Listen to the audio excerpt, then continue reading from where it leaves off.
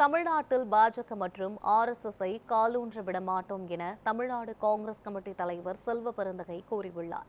சென்னை மடிப்பாக்கத்தில் செய்தியாளர்களுக்கு பேட்டியளித்த செல்வ பெருந்தகை பாமகவை இந்தியா கூட்டணிக்கு அழைக்கவே இல்லை என தெரிவித்தார். 2021 சட்டமன்ற தேர்தலை விட ஒவ்வொரு தொகுதியிலும் 25,000 வாக்குகள் அதிகம் பெற உழைத்து வருவதாக கூறிய செல்வ பெருந்தகை தேர்தல் பணியை 6 மாதங்களுக்கு முன்பே தொடங்கிவிட்டதாக குறிப்பிட்டார். 2026 சட்டமன்ற தேர்தல் ஆயத்த பணி கூட்டமும் அடையாள அட்டையை வழங்கும் விழாவும் நடந்துச்சு. அதில் எங்களுடைய மாவட்ட தலைவர்கள், நாடாளுமன்ற உறுப்பினர்கள், சட்டமன்ற உறுப்பினர்கள் அனைவரும் கலந்துட்டாங்க. இப்போ நாங்கள் கிராமத்தை நோக்கி வேர்களை நோக்கின்ற அந்த ப்ரோக்ராமில் போயிட்டுருக்கோம்.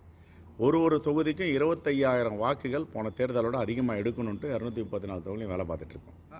எங்களுடைய பிளான் 2026 கடந்த தேர்தலை விட 25,000 வாக்குகள் ஒரு சட்டமன்ற தொகுதியில் அதிகமாக பெறணும்.